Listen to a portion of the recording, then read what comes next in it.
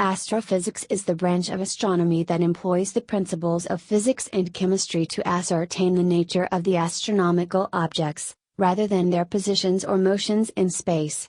Among the objects studied are the Sun, other stars, galaxies, extrasolar planets, the interstellar medium and the cosmic microwave background.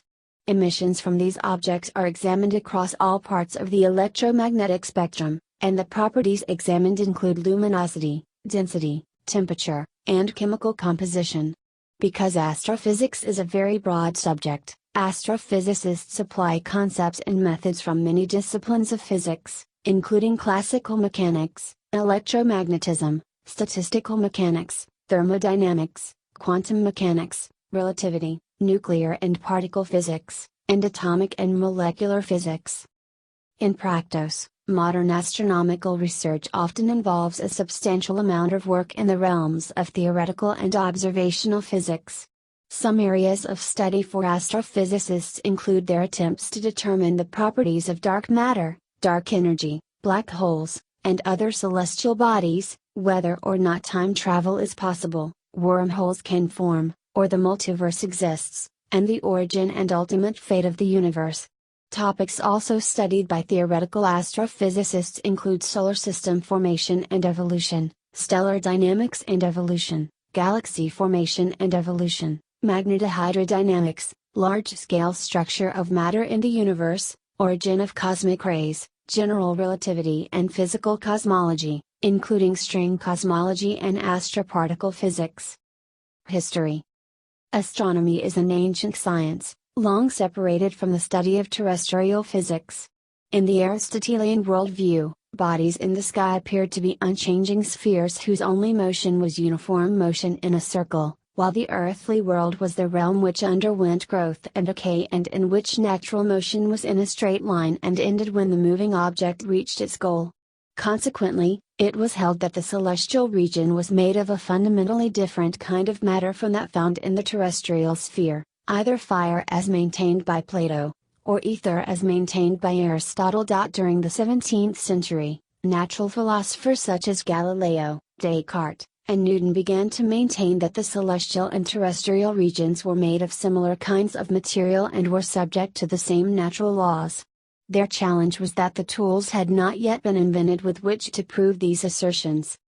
For much of the 19th century, astronomical research was focused on the routine work of measuring the positions and computing the motions of astronomical objects. A new astronomy, soon to be called astrophysics, began to emerge when William Hyde Wollaston and Joseph von Fraunhofer independently discovered that, when decomposing the light from the Sun, a multitude of dark lines, regions where there was less or no light, were observed in the spectrum. By 1860 the physicist, Gustav Kirchhoff, and the chemist, Robert Bunsen, had demonstrated that the dark lines in the solar spectrum corresponded to bright lines in the spectra of known gases, specific lines corresponding to unique chemical elements. Kirchhoff deduced that the dark lines in the solar spectrum are caused by absorption by chemical elements in the solar atmosphere. In this way it was proved that the chemical elements found in the Sun and stars were also found on Earth. Among those who extended the study of solar and stellar spectra was Norman Lockyer, who in 1868 detected radiant, as well as dark, lines in solar spectra. Working with the chemist, Edward Frankland, to investigate the spectra of elements at various temperatures and pressures, he could not associate a yellow line in the solar spectrum with any known elements. He thus claimed the line represented a new element, which was called helium, after the Greek helios, the Sun personified. In 1885, Edward C. Pickering undertook an ambitious program of stellar spectral classification at Harvard College Observatory, in which a team of woman computers, notably Williamina Fleming, Antonia Mori, and Annie Jump Cannon, classified the spectra recorded on photographic plates.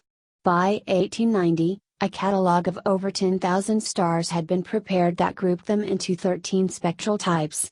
Following Pickering's vision, by 1924 Cannon expanded the catalog to 9 volumes and over 250,000 stars, developing the Harvard classification scheme which was accepted for worldwide use in 1922. In 1895, George Ellery Hale and James E. Keeler, along with a group of 10 associate editors from Europe and the United States, established the Astrophysical Journal, an international review of spectroscopy and astronomical physics. It was intended that the journal would fill the gap between journals in astronomy and physics, providing a venue for publication of articles on astronomical applications of the spectroscope, on laboratory research closely allied to astronomical physics, including wavelength determinations of metallic and gaseous spectra and experiments on radiation and absorption, on theories of the Sun, Moon, planets, comets, meteors, and nebulae, and on instrumentation for telescopes and laboratories. Around 1920, following the discovery of the Hertzsprung-Russell diagram still used as the basis for classifying stars and their evolution, Arthur Eddington anticipated the discovery and mechanism of nuclear fusion processes in stars, in his paper The Internal Constitution of the Stars. At that time, the source of stellar energy was a complete mystery. Eddington correctly speculated that the source was fusion of hydrogen into helium, liberating enormous energy according to Einstein's equation E equals mc2. This was a particularly remarkable development since at that time fusion and thermonuclear energy, and even that stars are largely composed of hydrogen, metallicity, had not yet been discovered. In 1925 Cecilia Helena Payne, later Cecilia Payne-Gaposchkin, wrote an influential doctoral dissertation at Radcliffe College, in which she applied ionization theory to stellar atmospheres to relate the spectral classes to the temperature of stars. Most significantly, she discovered that hydrogen and helium were the principal components of stars. Despite Eddington's suggestion, this discovery was so unexpected that her dissertation readers convinced her to modify the conclusion before publication. However, later research confirmed her discovery. By the end of the 20th century, studies of astronomical spectra had expanded to cover wavelengths extending from radio waves through optical, X-ray, and gamma wavelengths. In the 21st century it further expanded to include observations based on gravitational waves. Observational astrophysics. Observational astronomy is a division of the astronomical science that is concerned with recording data, in contrast with theoretical astrophysics, which is mainly concerned with finding out the measurable implications of physical models. It is the practice of observing celestial objects by using telescopes and other astronomical apparatus. The majority of astrophysical observations are made using the electromagnetic spectrum. Radio astronomy studies radiation with a wavelength greater than a few millimeters. Example areas of study are radio waves, usually emitted by cold objects such as interstellar gas and dust clouds, the cosmic microwave background radiation which is the redshifted light from the Big Bang, pulsars, which were first detected at microwave frequencies. The study of these waves requires very large radio telescopes. Infrared astronomy studies radiation with a wavelength that is too long to be visible to the naked eye but is shorter than radio waves. Infrared observations are usually made with telescopes similar to the familiar optical telescopes. Objects colder than stars, such as planets, are normally studied at infrared frequencies. Optical astronomy was the earliest kind of astronomy. Telescopes paired with a charge-coupled device or spectroscopes are the most common instruments used. The Earth's atmosphere interferes somewhat with optical observations, so adaptive optics and space telescopes are used to obtain the highest possible image quality. In this wavelength range, stars are highly visible, and many chemical spectra can be observed to study the chemical composition of stars, galaxies and nebulae. Ultraviolet, X-ray and gamma-ray astronomy study very energetic processes such as binary pulsars, black holes, magnetars, and many others. These kinds of radiation did not penetrate the Earth's atmosphere well. There are two methods in use to observe this part of the electromagnetic spectrum: space-based telescopes and ground-based imaging air Trenkov telescopes, IACT. Examples of observatories of the first type are RXTE, the Chandra X-ray Observatory and the Compton Gamma Ray Observatory. Examples of IACs are the High Energy Stereoscopic System, HESS, and the Magic Telescope. Other than electromagnetic radiation, few things may be observed from the Earth that originate from great distances. A few gravitational wave observatories have been constructed, but gravitational waves are extremely difficult to detect. Neutrino observatories have also been built, primarily to study our Sun. Cosmic rays consisting of very high-energy particles can be observed hitting the Earth's atmosphere. Observations can also vary in their time scale. Most optical observations take minutes to hours, so phenomena that change faster than this cannot readily be observed. However, historical data on some objects is available, spanning centuries or millennia. On the other hand, radio observations may look at events on a millisecond timescale, millisecond pulsars, or combine years of data, pulsar deceleration studies. The information obtained from these different timescales is very different. The study of our very own Sun has a special place in observational astrophysics. Due to the tremendous distance of all other stars, the Sun can be observed in a kind of detail unparalleled by any other star. Our understanding of our own Sun serves as a guide to our understanding of other stars.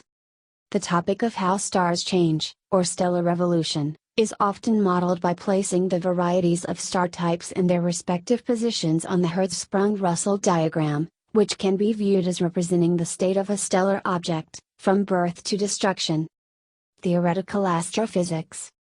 Theoretical astrophysicists use a wide variety of tools which include analytical models, for example, polytropes to approximate the behaviors of a star, and computational numerical simulations. Each has some advantages. Analytical models of a process are generally better for giving insight into the heart of what is going on.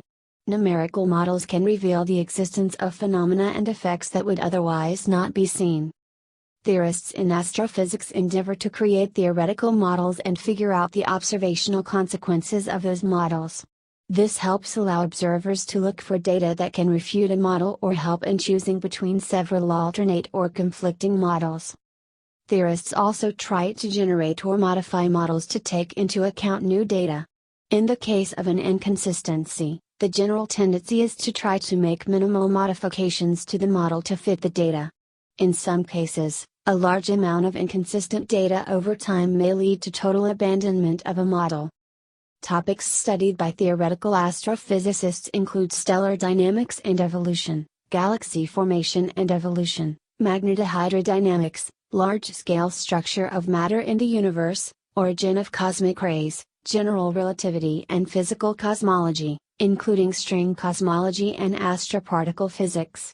Astrophysical relativity serves as a tool to gauge the properties of large-scale structures for which gravitation plays a significant role in physical phenomena investigated and as the basis for black hole, astrophysics and the study of gravitational waves.